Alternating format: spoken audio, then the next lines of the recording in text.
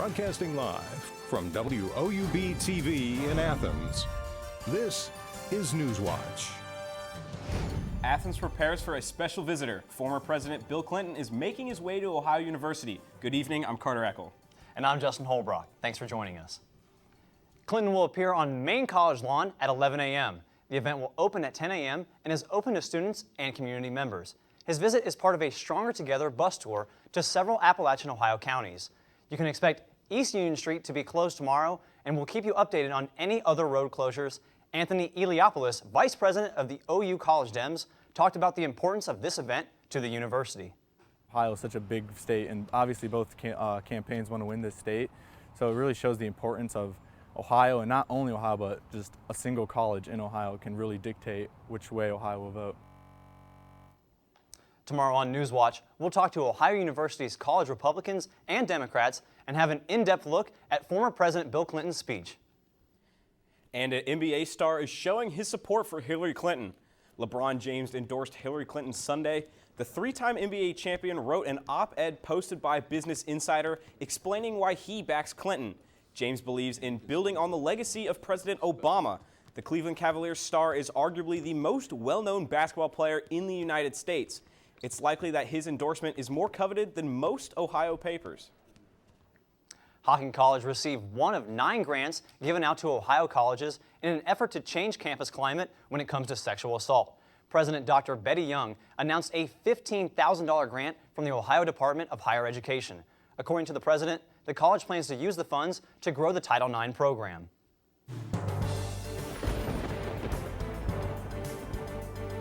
Good evening and welcome to the Newswatch Weather Center. I'm Allison Gens. Well, we had a beautiful day out there today. Temperatures were in the upper 70s throughout the day, so it was feeling pretty seasonal outside, and with calm winds and those partly cloudy skies. And around the region right now, temperatures are in the lower 70s. We have 72 in Columbus, 73 in Newark, 71 in New Martinsville, 74 in Ripley, and overnight tonight temperatures not dropping too much. We have 63 by 9 p.m. with some clouds starting to clear up around midnight. Then around 3 a.m., 56 degrees, and we're going to start to see some fog roll in as we head into our evening hours and our overnight hours and our early morning hours. So that's something to keep in mind, but the temperatures are looking to stay pretty seasonable and fall-like for overnight tonight. Thanks, Allison.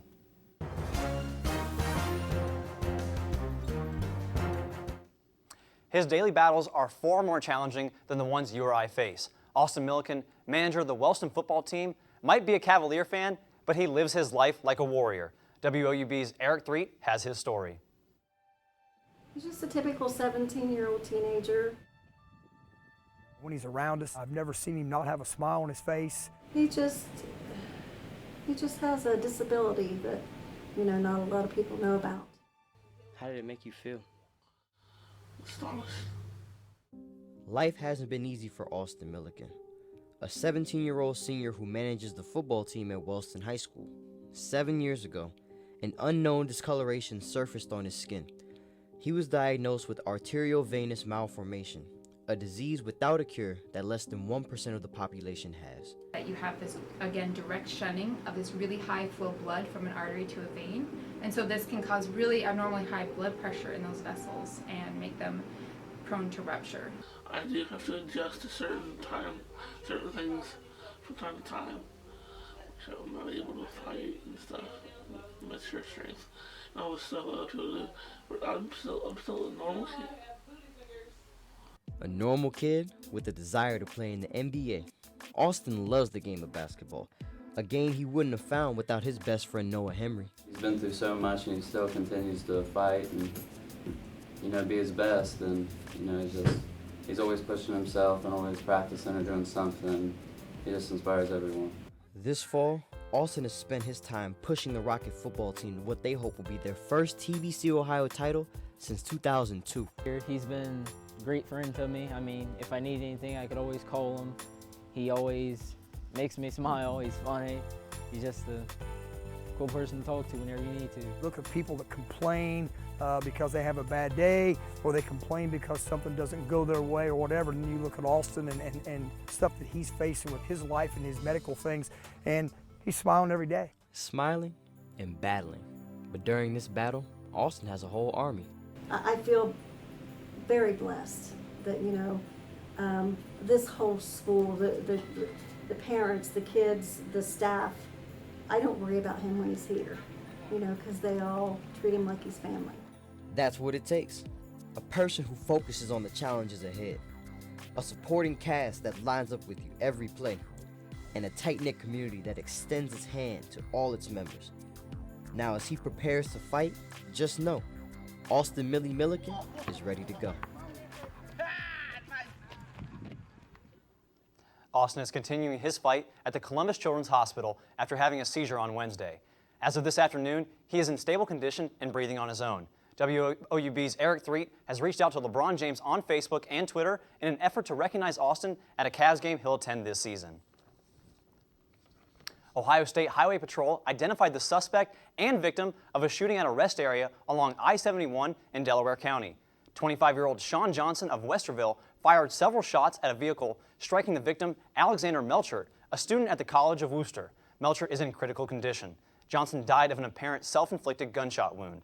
The shooting occurred just yesterday at 11 a.m. A group calling for an independent investigation of an Ohio officer fatally shooting 13-year-old Tyree King is returning to protest in downtown Columbus. Columbus police say King was shot September 14th after running from an officer and pulling out a BB gun that looked like a real firearm. Dozens of demonstrators packed city council chambers a week ago, bringing the meeting to a halt. The group held its demonstration earlier today outside City Hall.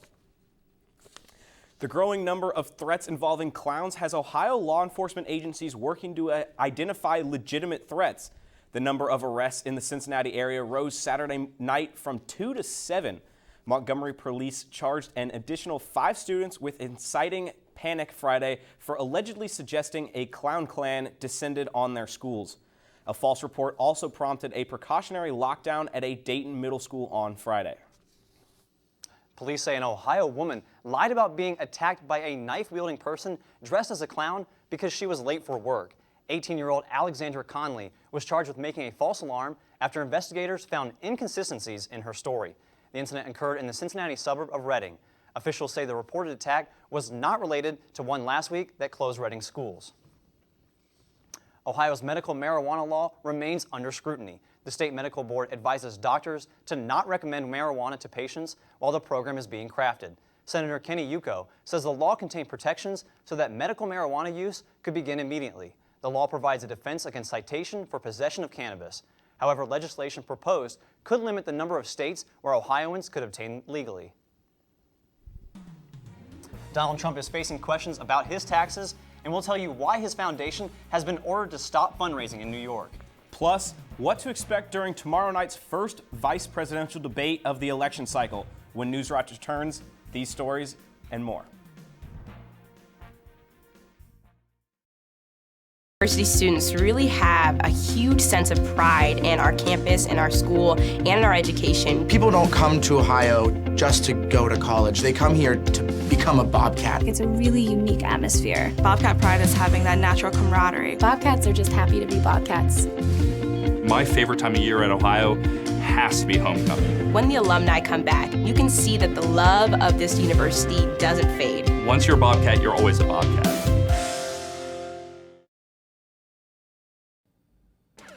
Friday nights are all about high school football, but when the games are over and the helmets come off, it's time for some gridiron glory.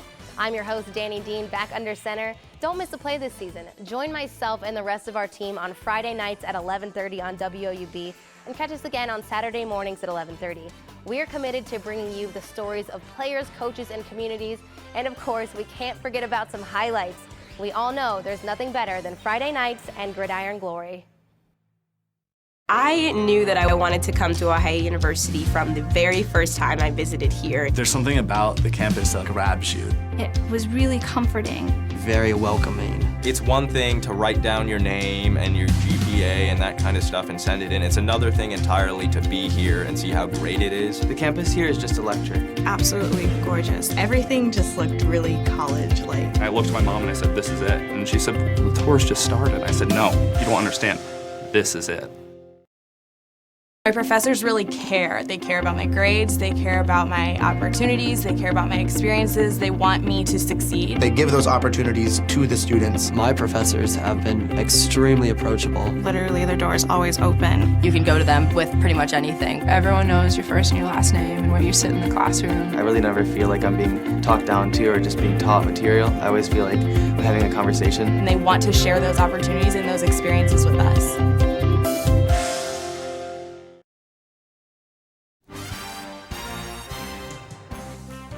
Tomorrow night, Indiana Governor Mike Pence and Senator Tim Kaine will go head-to-head in the only vice presidential debate of the election cycle. The debate will be held at Longwood University in Farmville, Virginia. It will be divided into 9 timed segments of 10 minutes each. The debate begins at 9 p.m. and is scheduled to last 90 minutes. Elaine Quijano, a CBS News correspondent and the anchor for CBS the digital streaming network, will be the moderator. The New York State Attorney General's office says the Donald Trump Foundation is violating state fundraising law and has to stop raising money in the state immediately. The issue? The foundation never registered for the certification any charity must have in New York if soliciting more than $25,000 a year from the public. This follows reports that Donald Trump may have gone 18 years without paying federal income taxes. Emily Schmidt shows us how the question played out on the campaign trail Monday. In an election year, there's the campaign trail, and there's the paper trail, with the New York Times publishing parts of what it calls Donald Trump's 1995 state tax returns. They show a $916 million loss, enough not to pay federal income taxes for 18 years. Monday, Hillary Clinton worked to show those trails intersect. In a category by himself, there's Donald Trump. Clinton said Trump was taking from America while leaving everyone else with the bill. It seems he was contributing nothing to our nation. Trump supporters spin the story differently. The man's a genius. There's no one who's shown more genius. Pointing out the New York Times did not find Trump did anything illegal. Hillary Clinton's response: What kind of genius loses $1 billion in a single year? Trump has tweeted he knows the tax laws and can fix them. In Virginia Monday, Trump tried to steer the conversation in a new direction, seeking to turn a critical focus back on Hillary Clinton. Hillary Clinton's only experience in cybersecurity involves her criminal scheme to violate federal law, engineering a massive cover-up, and putting the entire nation in harm's way. The timing makes it difficult to avoid tough questions. The vice presidential debate is Tuesday, the second presidential face-off Sunday. I'm Emily Schmidt reporting. And from one billionaire to another, Mark Cuban is blasting Donald Trump after a New York Times report claims he may have legally avoided paying federal income tax for almost 2 decades. Cuban, who supports Hillary Clinton, says the main problem with Trump is a lack of transparency. Well, he says he makes it smart for not paying taxes. Yeah. And that's just wrong. Yeah, that's just wrong. Right? At some point, like I say it all the time, after military service, the most patriotic thing you can do as a wealthy person is pay your taxes, because that keeps the roads paved, the military paid, and kids going to school. And he obviously doesn't understand that concept. The Trump campaign has not disputed the report, but said his tax documents were illegally obtained by the New York Times. Trump has refused to publicly release his tax returns, blaming it on an IRS audit. Cuban has joined his voice in with several who have called on Trump to release his returns. And on Wall Street today, U.S. stocks closed lower as the UK's plan for exiting the EU outweighed stronger than expected manufacturing data. Here's a look at stocks of local interest.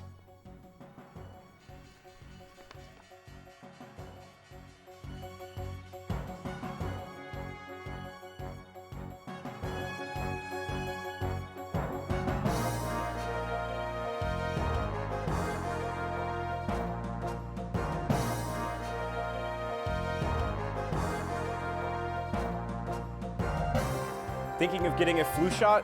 Why waiting to get the shot might be better for you. That story's still ahead. Might have been seasonable today, but temperatures are warming up. I'll tell you what you can expect for your work week next on Newswatch. professors really care. They care about my grades, they care about my opportunities, they care about my experiences, they want me to succeed. They give those opportunities to the students. My professors have been extremely approachable. Literally, their door is always open. You can go to them with pretty much anything. Everyone knows your first and your last name and where you sit in the classroom. I really never feel like I'm being talked down to or just being taught material. I always feel like I'm having a conversation. And they want to share those opportunities and those experiences with us. Ohio University students really have a huge sense of pride in our campus, in our school, and in our education. People don't come to Ohio just to go to college. They come here to become a Bobcat. It's a really unique atmosphere. Bobcat pride is having that natural camaraderie. Bobcats are just happy to be Bobcats. My favorite time of year at Ohio has to be homecoming. When the alumni come back, you can see that the love of this university doesn't fade. Once you're a Bobcat, you're always a Bobcat. I knew that I wanted to come to Ohio University from the very first time I visited here. There's something about the campus that grabs you.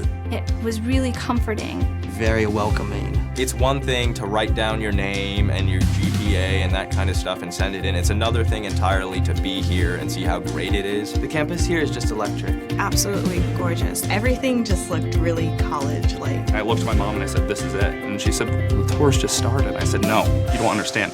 This is it." Friday nights are all about high school football, but when the games are over and the helmets come off, it's time for some gridiron glory. I'm your host, Danny Dean, back under center. Don't miss a play this season. Join myself and the rest of our team on Friday nights at 11:30 on WOUB and catch us again on Saturday mornings at 11:30. We are committed to bringing you the stories of players, coaches, and communities, and of course, we can't forget about some highlights. We all know there's nothing better than Friday nights and gridiron glory.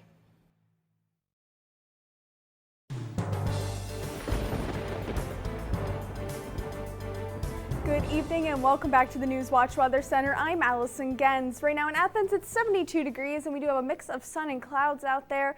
Winds are calm and our humidity is at about 51%.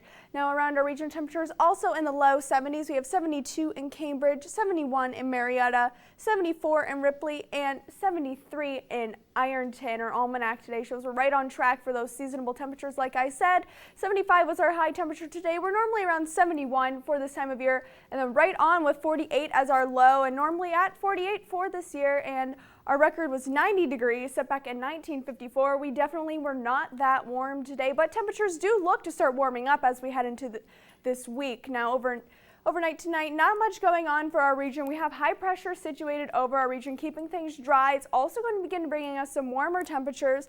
If you look out into the west of our country, see there is a low pressure system working its way through. Nothing to worry about right now, and that will continue to move its way through into tomorrow, but that high pressure remains over our region through tomorrow. Now our overnight temperatures tonight showing temperatures in the we have low 40s and upper 40s and low 50s, 49 in Newark, 51 in New Lexington, 51 in Chillicothe, and 53 in Jackson. We'll see partly cloudy skies or mostly clear skies across the region, and a chance for some fog begins to roll its way in as we head into our earlier morning hours tonight. Now tomorrow, warming up, a lot warmer than we've been seeing. It's definitely kind of feeling a little bit more summer-like than what you've had the past few days. 77 in Newark, 79 in New Lexington, 81 here in Marietta, Athens, and Jackson, and also 82 south in our region. And we'll see mostly sunny skies throughout the day. So tonight, 52 degrees for our low temperatures. We'll see those mostly clear skies and some patchy fog mainly after 1 a.m. That's going to persist into our morning hours. And as you wake up and head off to the bus stop in the morning, or as you head off for your morning commute, 53 degrees for your temperature. So bring along that coat. It is going to be a little chilly in the morning. See some of that fog, so take caution as you're driving in the early morning hours with mostly cloudy skies. And tomorrow warming up to 81 degrees as our high, so we'll see those warmer temperatures and mostly sunny skies throughout the day. Winds southeast 0 to 5 miles per hour. And looking at your extended forecast, those temperatures look to keep going up as we head into our work week. And as we head into the weekend, however, temperatures begin to drop. We have 70 on Saturday and back into the 60s as we see for Sunday. But conditions look to remain dry and clear for the rest of the week. Thanks, Allison. The end of summer and the beginning of fall means it's time to do all sorts of things to get ready for winter. We do some cleaning, we pull out the coats and sweaters, and some of us get a flu shot. But it seems that experts aren't sure it's a good idea to get a flu shot early, especially if you're older. Kim Hutcherson explains in today's Health Minute. Flu season generally peaks in midwinter, but you've probably already noticed flu shot offers at pharmacies and maybe where you work. Still, it might be a good idea to wait a little while to get that jab, especially if you're older, because doctors aren't sure how long a flu shot will protect you. It seems the science is mixed when it comes to the length of time a shot provides protection from the influenza virus. While the CDC says everyone 6 months and older should get a flu shot by the end of October, some immunology experts believe it's better for people over the age of 65 to wait.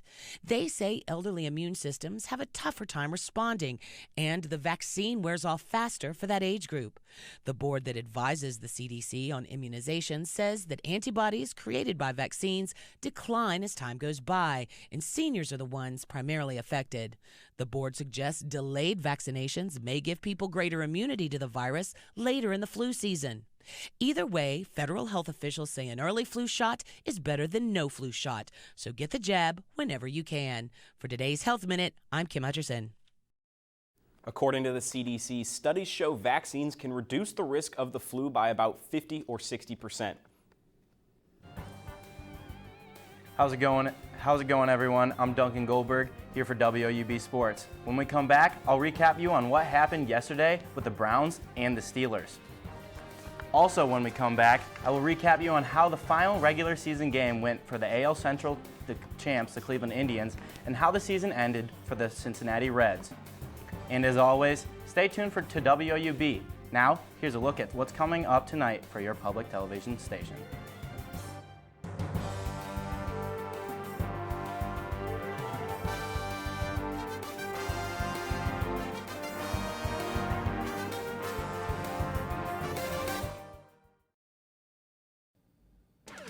Friday nights are all about high school football, but when the games are over and the helmets come off, it's time for some gridiron glory. I'm your host, Danny Dean, back under center. Don't miss a play this season. Join myself and the rest of our team on Friday nights at 11:30 on WOUB and catch us again on Saturday mornings at 11:30. We are committed to bringing you the stories of players, coaches, and communities. And of course, we can't forget about some highlights. We all know there's nothing better than Friday nights and gridiron glory. Ohio University students really have a huge sense of pride in our campus, in our school, and in our education. People don't come to Ohio just to go to college. They come here to become a Bobcat. It's a really unique atmosphere. Bobcat pride is having that natural camaraderie. Bobcats are just happy to be Bobcats. My favorite time of year at Ohio has to be homecoming. When the alumni come back, you can see that the love of this university doesn't fade. Once you're a Bobcat, you're always a Bobcat. My professors really care. They care about my grades, they care about my opportunities, they care about my experiences, they want me to succeed. They give those opportunities to the students. My professors have been extremely approachable. Literally, their door is always open. You can go to them with pretty much anything. Everyone knows your first and your last name and where you sit in the classroom. I really never feel like I'm being talked down to or just being taught material. I always feel like we're having a conversation. And they want to share those opportunities and those experiences with us. I knew that I wanted to come to Ohio University from the very first time I visited here. There's something about the campus that grabs you. It was really comforting. Very welcoming. It's one thing to write down your name and your GPA and that kind of stuff and send it in. It's another thing entirely to be here and see how great it is. The campus here is just electric. Absolutely gorgeous. Everything just looked really college-like. I looked at my mom and I said, "This is it." And she said, "The tour's just started." I said, "No, you don't understand. This is it."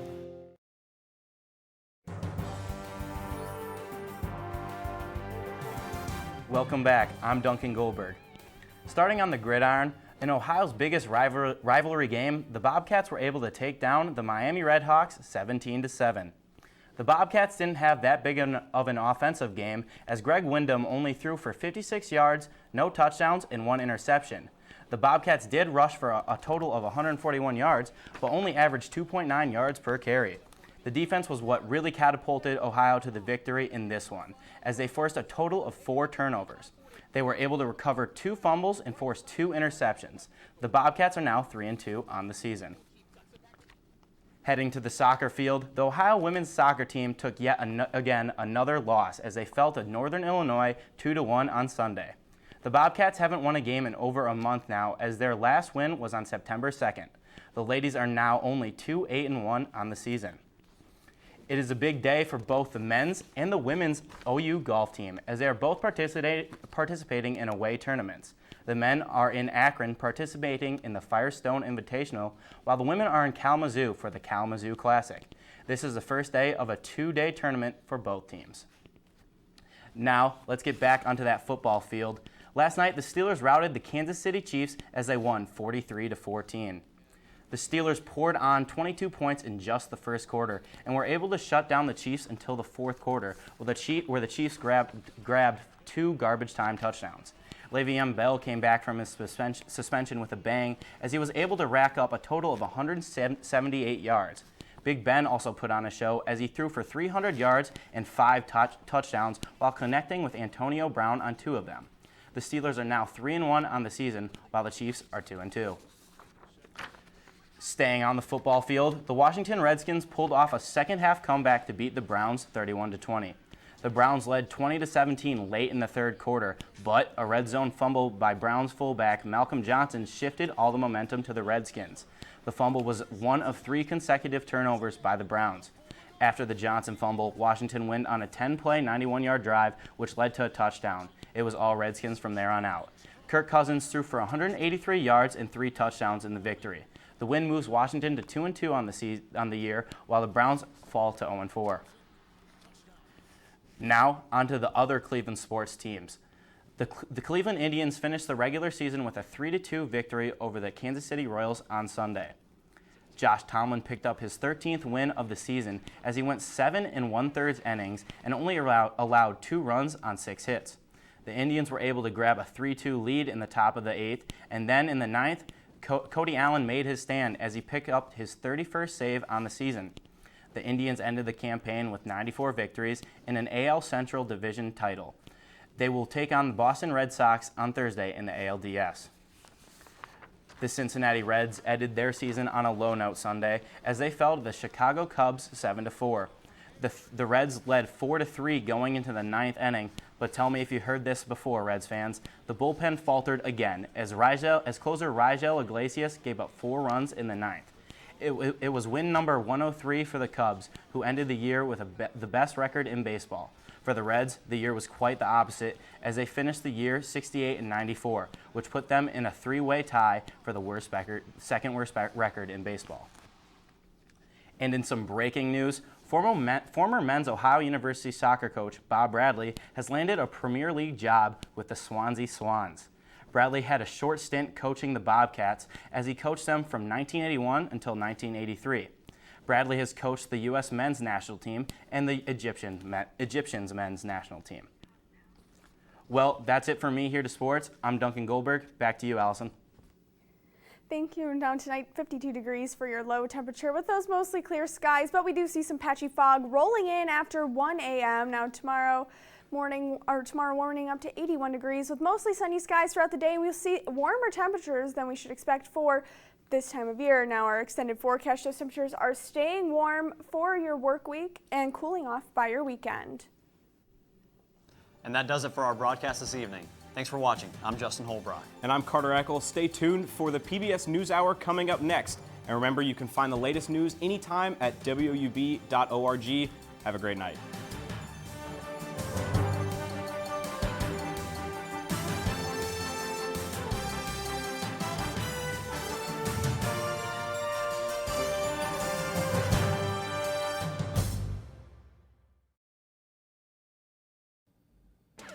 Friday nights are all about high school football, but when the games are over and the helmets come off, it's time for some gridiron glory.